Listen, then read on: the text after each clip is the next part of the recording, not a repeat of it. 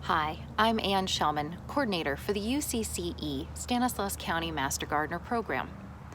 The program has been around statewide for over 40 years, just recently coming to Stanislaus County in 2018. Since then, we have trained 56 volunteers to help you answer your questions in regards to sustainable landscaping, pest management, vegetable gardening, and many, many other topics.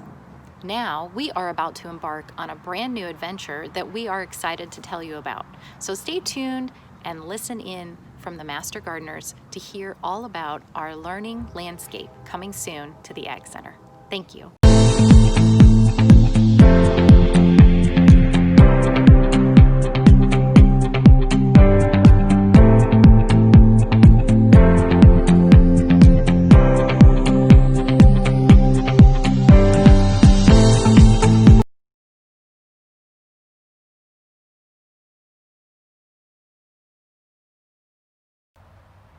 Hi, my name is Nancy, and I want to welcome you to the groundbreaking for our Stanislaus County Master Gardener Demonstration Garden. We're going to be having classes available to teach and for learning landscaping, and we will have several theme gardens that will emphasize different types of gardens, and this is going to be open and available for people from the community to observe 24 hours a day, and for anyone of all ages, children to adults and seniors.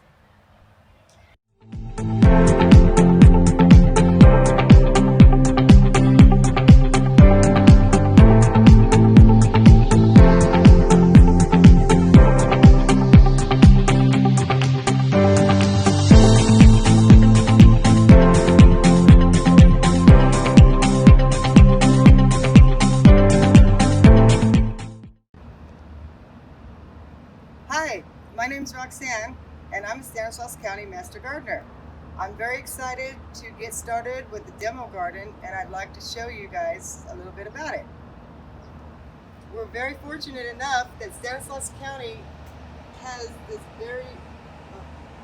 great space for us to do our demo garden in.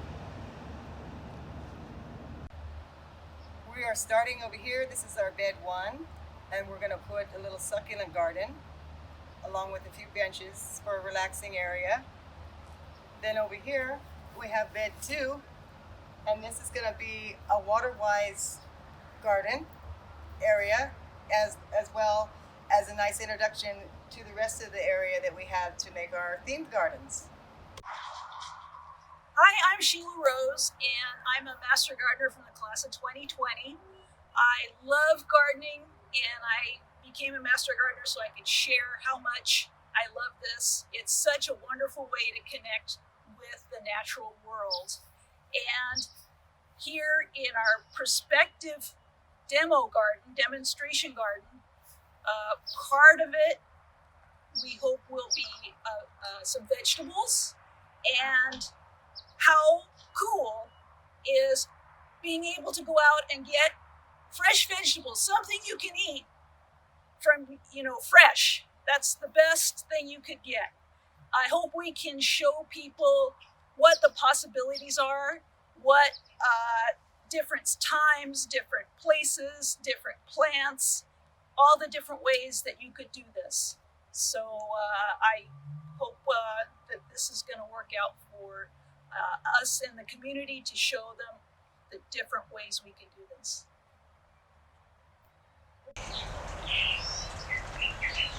Hello, fellow gardeners. I'm Heidi, a 2019 Master Gardener graduate. I'm here today to talk to you about the plans we're having for the demonstration garden. This garden is going to be built at Cornucopia Way at the county office.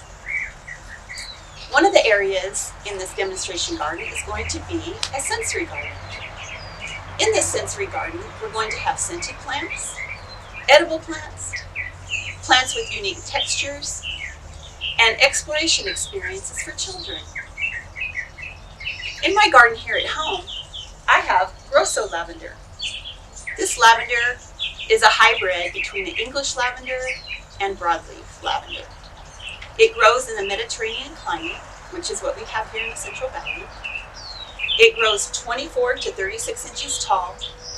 It does well in dry to medium and well-drained soils. It grows these nice long stems, which are very fragrant.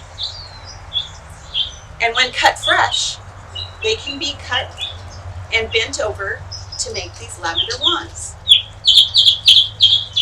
One of the future plans that the Master Gardeners are going to have, once we have lavender growing in our sensory garden, is to have a workshop on how to make these lavender wands.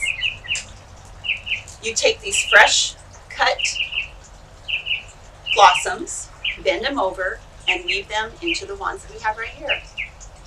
What's fun about these wands is that they stay fragrant for a very long time. You just squeeze them like this, give a little smell, and the fragrance lasts a very long time. I've kept one in my car for a few years to make the car smell nice and fresh. So we look forward to seeing you at one of our workshops on how to make these lavender wands. Hi, my name is Denise, and I'm a Master Gardener with Stanislaus County. And I'm really excited about our future demonstration theme garden that we will be putting in. I'm a retired science and nature educator, so I'm really looking forward to teaching adults and children about different types of plants, particularly plants that attract pollinators, water-wise plants, and California natives. So I hope you will help us out in creating our dream. Thank you. Here in this area is where our theme gardens are going to be. We have a variety of different ones that our Master Gardeners have chosen, such as we have an herb garden, a vegetable garden, and I want to do a cut flower garden. That way we could always have nice cut flower arrangements.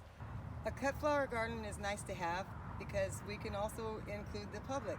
We can have classes here where we can show people which flowers are good to grow in our area that they can use in their cut flower arrangements. Why do we need a backyard orchard for our demonstration garden? We're so fortunate. We live in an area where fruit not only grows, it thrives. And here, we can work with our neighbors and show them how to plant, prune, and maintain trees and vines so that they can have a wonderful result. It'll be so exciting to work with adults and children and explain to them all the various stone fruit, citrus, and fruit-bearing vines that they can grow in their own backyard. And the taste. There's nothing quite like being in an orchard, picking a piece of ripe fruit, rinsing it, and eating it where it's grown. So why do we need a backyard orchard at this demonstration garden? For educating, for demonstrating, and for tasting. I hope you'll join us.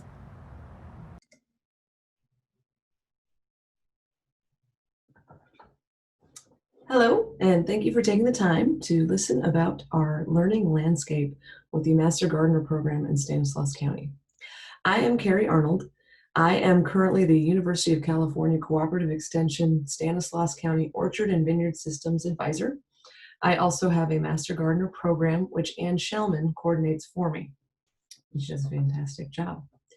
We're here today to talk about the learning landscape, which is basically like a demonstration garden and or an outdoor classroom to teach residents of the county, Stanislaus County, about landscape tips, topics, and tricks in ways to reduce water use, to install drip irrigation, to grow vegetables for human consumption and your own personal consumption, to grow trees in the right place, to plant shrubs in the right place, and etc.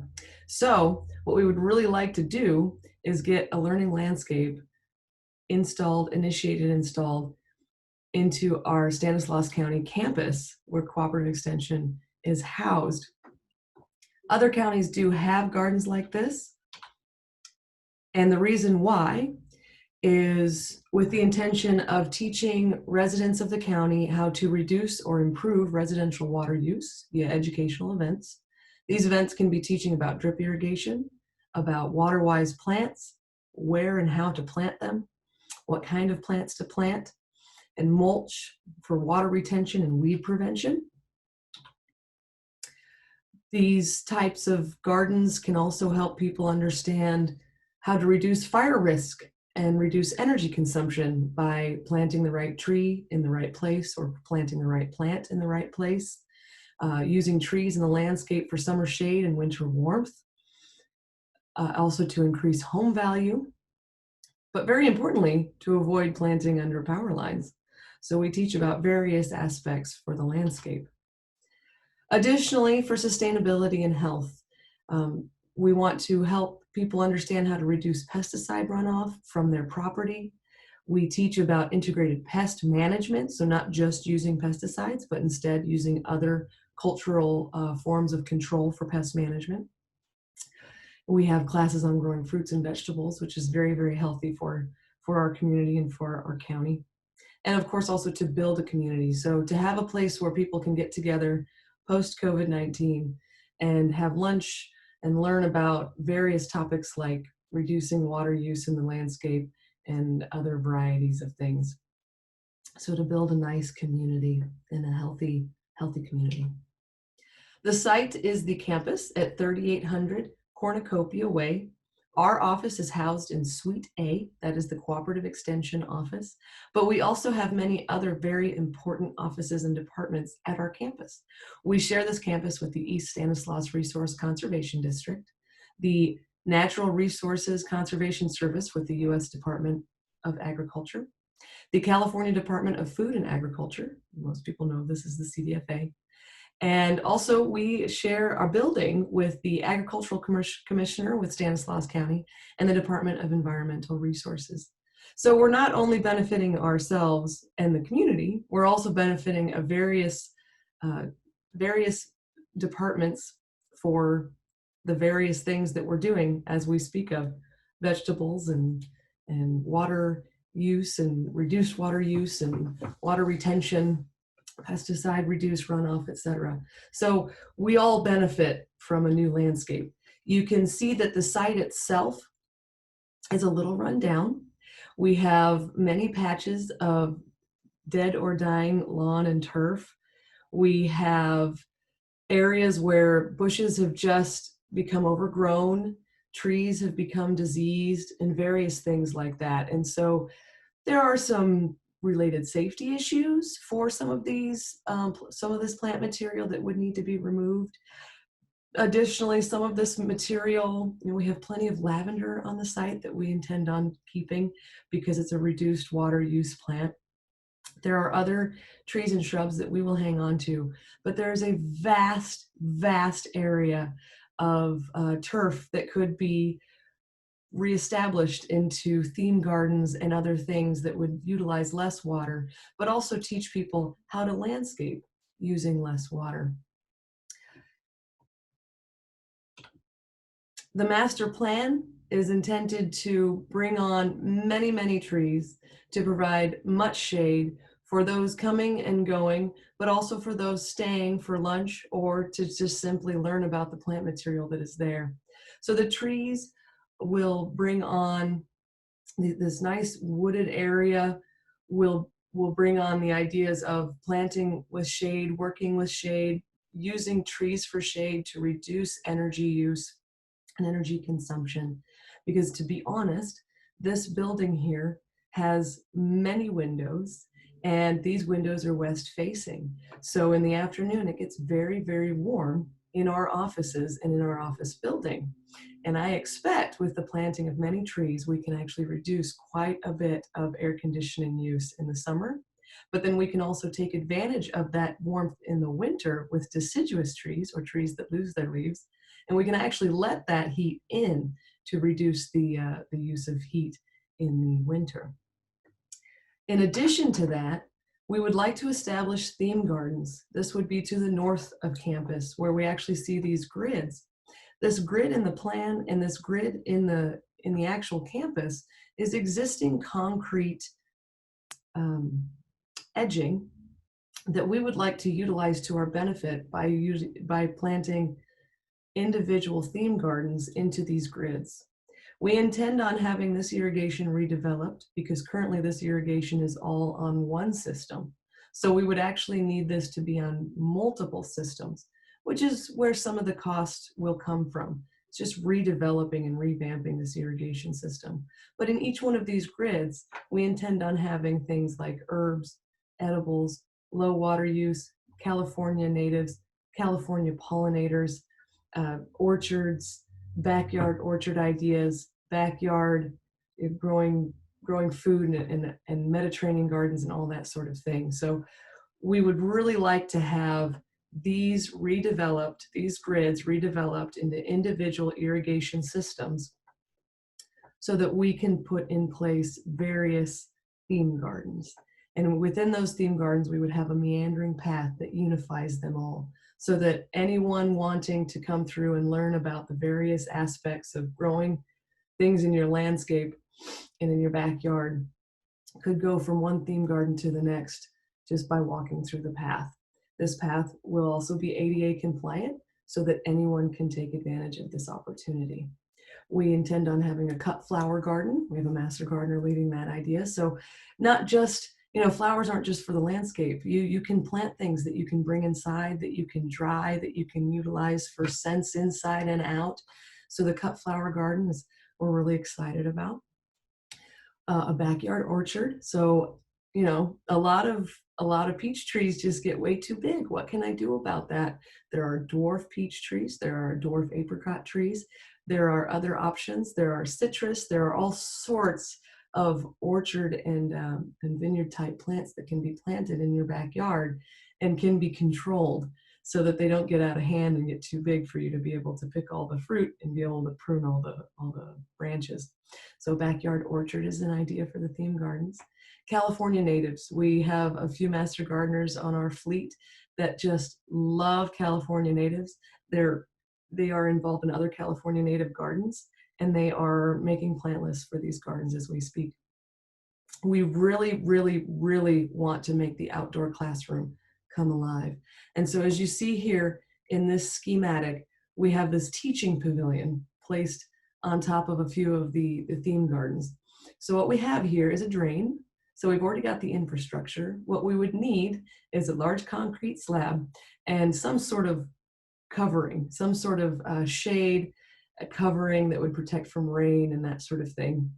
We would really, really, really, really, really love to see the teaching pavilion come through because this provides us an opportunity to teach large classes outside amidst the gardens so that not only can we talk about these ideas in workshops, but then we can actually go out and physically touch and see these plants as they're living and as they're thriving and talk about how to maintain them, how to take care of them, how to make them happy, but also about all of the benefits that come from that. Again, reduced water, bringing cut flowers inside, being able to grow your own peaches and apricots and pears, all of that wrapped into this big, beautiful garden that you can walk through. So the teaching pavilion really provides an opportunity to bring the classroom outside, which we're really excited about being able to get that in the ground. We want to have a veggie, herb, and edibles garden. So we've got a committee for that as well. They're trucking along, thinking about what they want to have growing in their garden. And we really want to do a compost station because we're going to have so much green material and it's going to need to go somewhere and it shouldn't go to the landfill. It should just go right back into the earth. So we want to have a compost station where we can bring our green material and allow that material to decompose back into the material that we can put back into our gardens.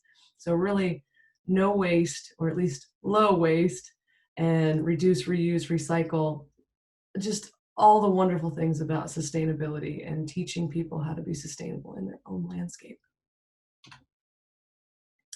So really, this campus will be reborn. It's a little old and a little tired and a little sad, and it could use some rebuilding. And we want to build a community. We want to reduce energy consumption. We want to teach about turf replacement, reduce green waste, and reduce fertilizer use with the compost station, among other things. So we really want to bring this place back to life. It was really beautiful at a time, and it's been hot and dreary, and it's time to bring it back. We want to bring this campus back and introduce more trees, more shade, bring in drip irrigation to get the water where it needs to go without it running off the sidewalk. We want to develop theme gardens. We want to teach people how to grow their own food. We want to teach people how to compost. We want to teach people how to grow things for scent and for touch and for all the five senses. So we're really excited about bringing some trees in, developing a wooded area in a certain extent, and really reducing energy and reducing water across the campus, while still building a community and a place to connect with people and learn how to do it yourself. So for the theme gardens, we are looking for funds. We have some big ticket items, but that doesn't mean that a small contribution doesn't go anywhere, because every little bit counts. We put it into an account, it builds up, and we can use it. So even though some of these numbers seem big, don't let them be daunting. This is really an opportunity to be part of something big. A little bit goes a long way. If enough people handed out $20, we would be able to pay for this whole thing. We will also be looking for funds via grants, and so don't feel like all the money has to come from one source. We will be bringing in funds from other avenues and other places. So every little bit counts. Obviously the theme gardens, it's a big area that requires some irrigation redevelopment and some sod removal. We might be able to, fudge these numbers a little bit and get them down a little bit if we decide to reincorporate the sod into the ground and that sort of thing. So there are some things we can do, but the irrigation overhaul and the ADA compliant paths are of the higher range. The teaching pavilion is a little bit in the higher range. And then of course the plant material, mulch, rock, etc. That's not quite as much money, but we do have big dreams, and we just want to let you know about it in the event that maybe you want to contribute to, say, the teaching pavilion or the irrigation redevelopment. So that's our budget right now moving forward. Not all of this has to be done at once. We can do the theme gardens in succession. And so we can actually bring in small amounts of funds and work on each garden as we go. So don't see this as daunting. See it as a really fun and exciting opportunity to be part of something really big. Opportunities for support don't have to be monetary. You don't have to give us money. If you are in a landscape company, or if you have lots of plants, if you have a nursery, if you're incorporated into a business that sells a ton of landscape fabric or irrigation line, we will take that. We will be more than happy to utilize those donations. We need things like landscape fabric and mulch and rock and edging and rock and edging. And I'm repeating as a joke, but it's true. We need lots and lots of things. Drip irrigation, tons of drip line. We're going to need lots and lots of drip line to cover all the gardens that we want to do. But we also have time. This doesn't have to be right now, but if you do donate now, it will be put to use almost immediately, because we do need things to push forward. So we are more than happy to take in-kind donations, plants, drip line, landscape fabric, mulch, rock, wood for benches, nails, screws for building materials, any of that. Of course, we will take money. We can take checks. Those can be sent to our office. They will be made out to the UC Regents. Address the checks to the MG Stanislaus program, or Master Gardener Stanislaus program. We can also take credit cards. You see the website here. If you're interested, feel free to reach out to us if you need us to send you a link. You basically follow this link. I'm going to walk you through it real quick. You follow that link, and then you go here. It brings up this page, UCCE Stanislaus County Fund. You can select how much you want to donate. You can hit other. $10 matters. $5 matters. We'll take it. We'll also take 500. Whatever you're feeling that day. And we really appreciate it. What you need to do is make sure that you designate UCCE Stanislaus County Master Gardener Fund. Click that, fill in the information, and make your donation. And we really, really appreciate it. I cannot stress that enough.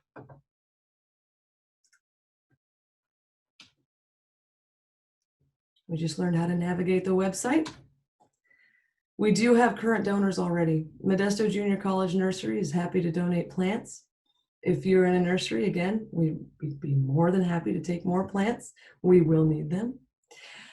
We do have anonymous monetary donors. We have some people just sending us a check from time to time, which is nice.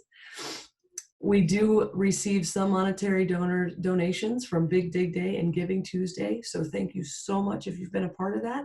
And thank you so much in the future if you take part in it. Hunter Irrigation has offered to donate some drip line materials. Home Depot is providing quite a bit of wood, among other things, for a variety of different gardens. And of course, if you want to donate, we're here and we're accepting the donations. So thank you so much for your time.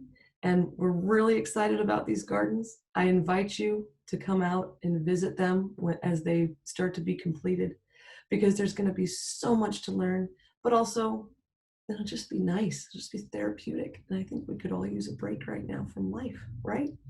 So it's coming. We look forward to seeing you in the future. Take care. Hi, Ann here again. Thanks for tuning in. We're excited to kick off our campaign for the Learning Landscape, and we hope that you're inspired to be a part of it. Giving Tuesday starts December 1st at midnight. University of California Agriculture and Natural Resources will be matching all gifts up to $15,000. However, other campaigns are looking for funding too, so make sure to donate early so that your gift can be matched. The Master Gardener Program is a 501c3 organization, so your contribution is tax deductible. Please visit the link and make sure to contribute. We thank you so much for your support, and we look forward to seeing you in the future for classes on composting, low water use landscaping, landscape irrigation, vegetable and fruit tree care, and many other topics. Thank you.